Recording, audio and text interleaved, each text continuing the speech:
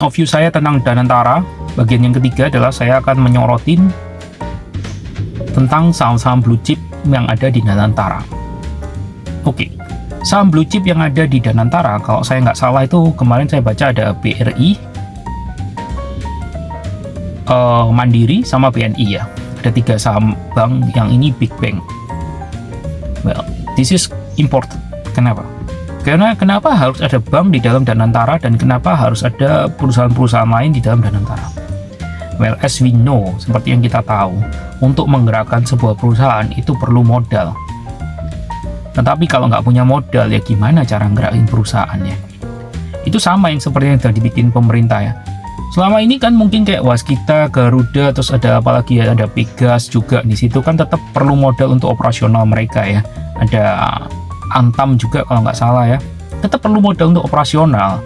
Kalau ini nggak bisa diatur oleh pemerintah dan ini hanya banyak diinvestasi asing, permodalannya disuntik oleh investor asing, kenapa mereka harus dinamai perusahaan BUMN? Itu mungkin yang saya pikirkan secara orang awam ya, simple, kita analis receh saya ini.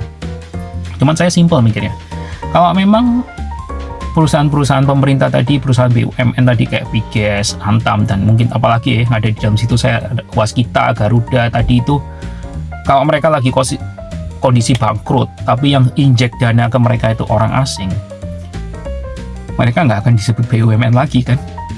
Namanya kan, karena dana mereka isinya kan foreign investor. Kelihatannya ini yang sedang di tap in pemerintah ya. Jadi mereka sengaja taruh big bank, Mandiri, BNI, BRI di dalam Danantara supaya mereka bisa melakukan suntikan-suntikan modal ke perusahaan-perusahaan plat merah ini supaya nggak jatuh ke tangan asing. Ini yang saya lihat dari kelontokan luarnya ya. Saya lihat dari positif side aja.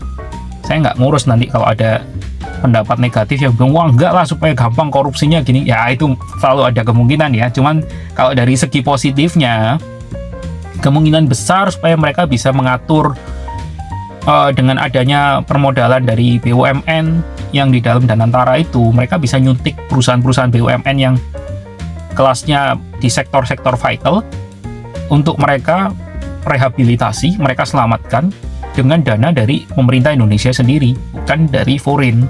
Kalau semuanya dicaplok foreign, kenapa mereka harus disebut BUMN? Mungkin ini yang dipikirin. I don't know. It's just a simple analysis from me ya.